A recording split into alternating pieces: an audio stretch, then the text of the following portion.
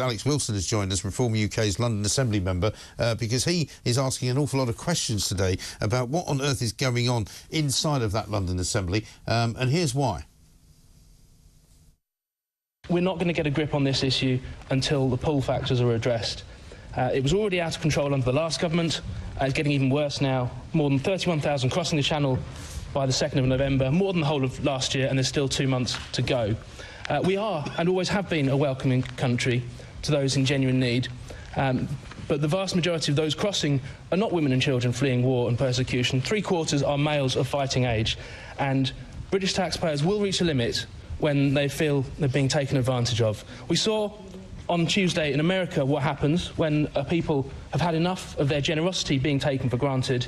I know I'm alone at present in this chamber, but I'm sure if we carry on like this, in 4 years' time, I won't be.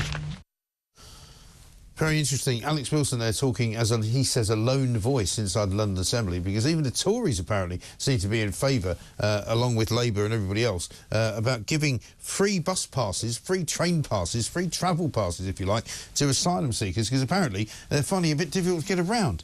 Well, that's nice, isn't it? Alex, very good morning to you. Welcome. Well, thank you for the invite to be on the show. It's great to be here. Not at all. I mean, we talk about asylum seekers, we talk about illegal migrants an awful lot on this programme.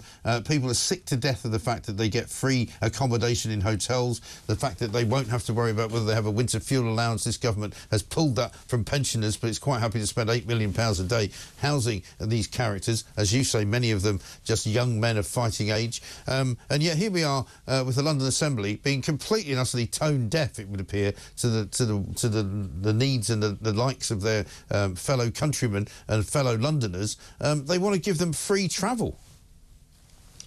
Yeah, absolutely. So we had a debate yesterday in the Assembly. Now, the Assembly is a bit of an odd body. It doesn't really make any decisions itself. All it can do is well, the main role is to hold the mayor to account, but also in addition to that, it asks questions, it proposes recommendations, it debates motions and asks for things to be considered. And this is one such thing that they've asked to be considered. And it was the Labour group that put forward this motion, wanting, as you say, to work with councils and government and so on to fund free travel in London to asylum seekers, illegal migrants, so they can get around whilst everyone else, the train fares are going up, pensioners losing winter fuel allowance, everyone's taxes are going up. We saw the budget last week is putting a huge strain on businesses and working people, and yet the Labour Party in the London Assembly think this is an appropriate use of taxpayers' money. And the Lib Dems and the Greens obviously supported them, as you'd expect. What you wouldn't have expected, perhaps, and what was most shocking of all, the Tories, they just sat on their hands. They didn't vote for, but they didn't vote against. They just didn't want to engage in this discussion at all, which left me as the only voice of reason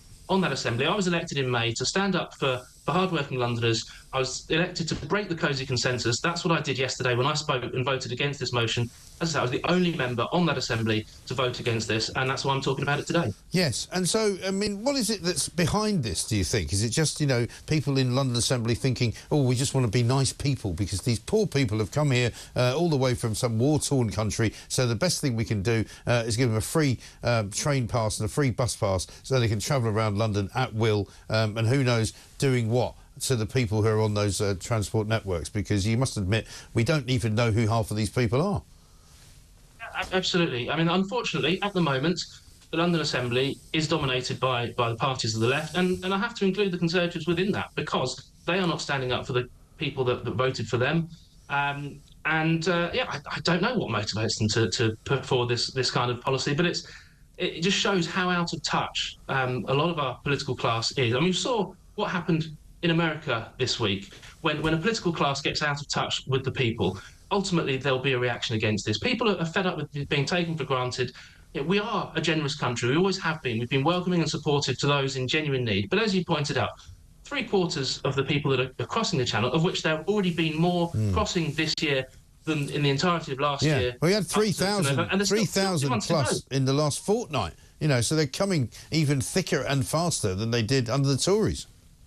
Absolutely. And yet the response from the main parties to this is to increase the attraction and the pull factors. We're not going to deal with this problem unless we stop being a magnet for it. And for all the talk of smashing the gangs, it's nonsense. What you need to do is to stop the incentive for coming, right, and providing more freebies on top of 3 meals a day, free medical prescriptions, free dental care, free eyesight tests. And they already get free travel to essential appointments that are to deal with processing their asylum claims. So this is over on top of all of that.